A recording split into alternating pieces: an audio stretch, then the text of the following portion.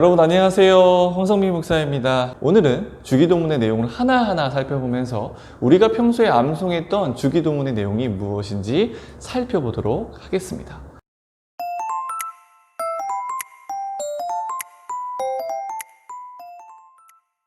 누가복음에서는 아무런 수식 없이 그냥 아버지라고 불러요. 이 말은 아람어 아빠에 해당하는 단어로 어린아이들이 자신의 아버지를 친밀하게 부르는 말이에요. 신약학자 예레미야스는 이 말이 예수님 자신의 고유한 목소리라고 보았습니다. 다시 말해서 예수와 하나님의 독특한 관계를 나타내는 표현이라고 보았어요. 당시의 유대인들은 하나님에 대한 호칭으로 창조자 혹은 위대한 통치자 등으로 주로 사용했던 것과 비교해보면 예수님이 얼마나 하나님과 가깝고 하나님과 긴밀한 사랑의 관계였는지를 알 수 있는 표현이죠. 마태복음에서는 하늘에 계신 우리 아버지라고 부르면서 당시 회당에서 중요시 여겼던 유대교의 어법인 하늘에 계신 분으로서의 아버지를 강조합니다. 마태 공동체가 대부분 유대인 그리스도인으로 이루어진 공동체라는 것으로 생각하면 충분히 이해가는 부분이에요. 이 첫 번째 간구를 그리스어 원문에 따라 문자적으로 번역하면 당신의 이름이 거룩하여지게 하시며입니다. 이 문장에서 주어는 아버지이기 때문에 아버지의 이름을 거룩해 하게 하는 주체가 바로 하나님 자신인 셈이죠. 거룩함은 하나님의 속성입니다. 이러한 신적인 거룩함은 인간에 의해서 주어지는 게 아니라 하나님 스스로에게서 오는 거예요.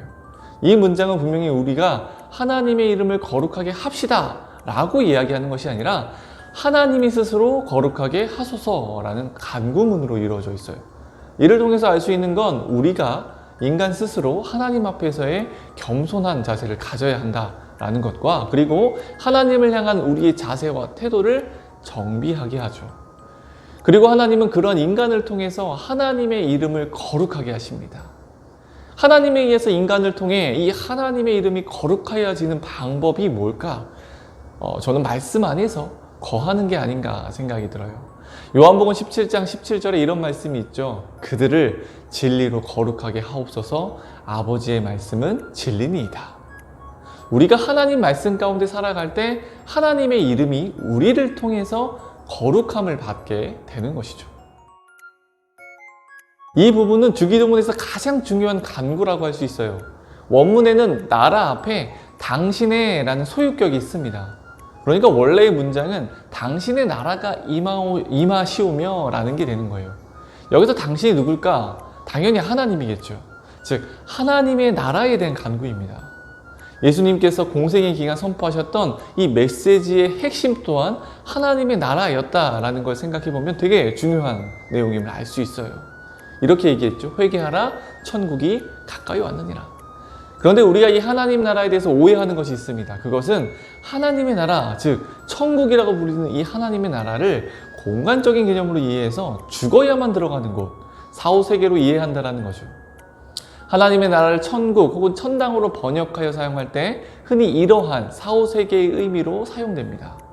그런데 문제는 뭐냐? 이렇게 볼 경우에 천국은요, 죽은 자들을 위한 나라가 되는 거예요. 지금 이곳에 살고 있는 산자들에게는 아무런 의미가 없는 걸까? 그래서 우리가 하나님의 나라를 생각할 때는 두 가지를 생각해야 합니다. 왕국이라는 물리적인 개념과 통치라는 추상적인 개념이 둘 다 포함되어 있다는 거예요. 예수님도 천국을 비유로 설명하실 때 하나님의 나라는 뭐뭐와 같으니 라고 하면서 하나님 나라에 대한 추상적인 개념으로 더 많이 설명하셨습니다.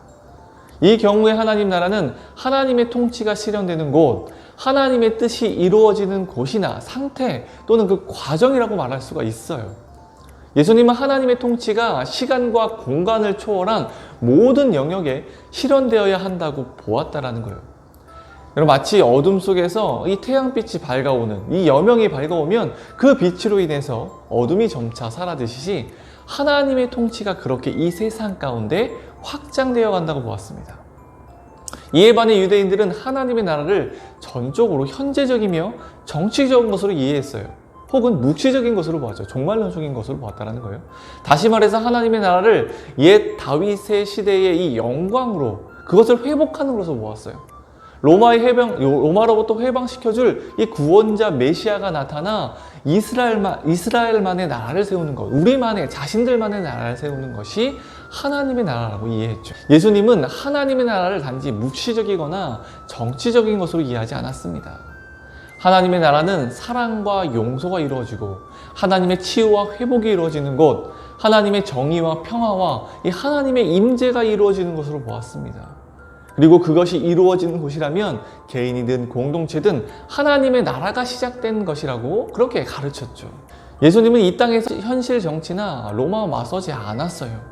오히려 그것을 초월해서 더욱 근원적이고 강력한 사랑의 힘과 그리고 하나님의 지혜의 힘으로 이 세상의 폭력과 무지에 저항하며 하나님의 나라의 가치를 실현하려고 애썼습니다.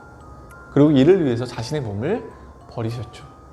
제가 여기서 한 가지 확실히 말씀드릴 수 있는 건, 여러분, 반사회적인 기독교는 여러분 가짜 기독교예요. 우리가 신앙 위에, 신앙을 토대로 그 위에 다른 것들을 쌓아야지, 자신의 신념이 어떤 신앙보다 우선이 되어서는 그것은 잘못된 기독교, 잘못된 신앙으로 나아갈 수 있다는 것을 우리가 기억해야 해요.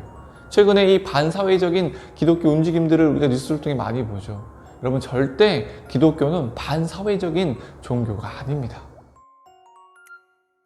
여러분, 이 구절은 마태복음에서만 나오는 것으로 앞에 하나님의 나라의 도래를 간구하는 맥락에서 추가된 거예요.